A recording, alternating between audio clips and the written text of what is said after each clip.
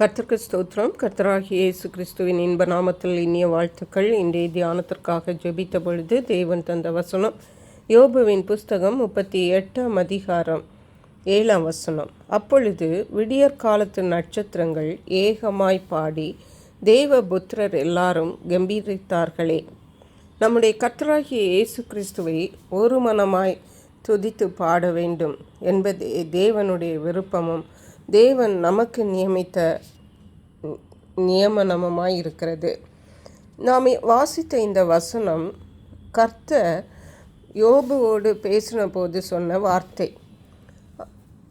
முதலாம் வசனம் சொல்லுகிறது, அப்பொழுது கர்த்தர் பெருங்காற்றிலிருந்து யோபுக்கு உத்தரவாக என்று சொல்லப்பட்டிருக்கிறது. 4ஆம் வசனத்தில் சொல்லுகிறார், நான் பூமியை அஸ்திபாரப்படுத்துகிற போது நீ எங்கே இருந்தாய். 7ஆம் வசனம் சொல்லுகிறது, அப்பொழுது விடியற் காலத்து நட்சத்திரங்கள் ஏகமாய் பாடி.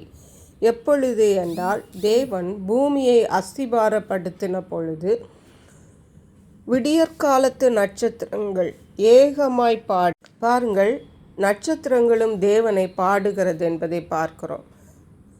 விடியற்காலத்து நட்சத்திரங்களை ஏகமாய் தேவனை பாடின. ஏகம் என்றால் ஒரே மனம், ஒரே விதமாக. அந்த நட்சத்திரங்கள் எல்லாம் ஒரே விதமாக ஏகமாய் தேவனை துதித்து பாடின. அப்பொழுது தேவபுத்திரர் எல்லாரும் கம்பீரித்தார்கள். எப்பொழுது என்றால் இவையெல்லாம் நடந்தது பூமியை தேவன் அஸ்திபாரப்படுத்தின பொழுது.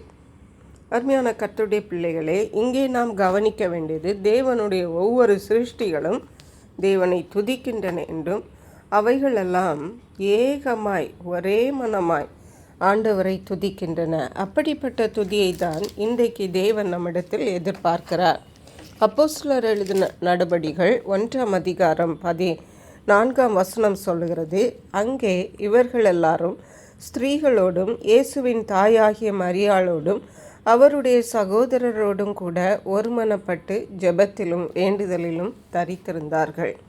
இயேசு கிறிஸ்து மரித்து அடக்கம் பண்ணப்பட்டு உயிர்த்தெழுந்து வானத்துக்கு எடுத்துக்கொள்ளப்பட்ட போது அவர் சொன்னபடியே சீஷர்களும் அவர்கள் இயேசுவின் தாயாகிய மரியாளோடும் மற்றும் பல ஸ்திரீகளோடும் இயேசுவின் சகோதரர்களோடும் ஒருமனப்பட்டு அங்கே அவர்களுக்குள்ளே ஒரு மனம், எல்லாருக்குள்ளும் ஒரே மனம்.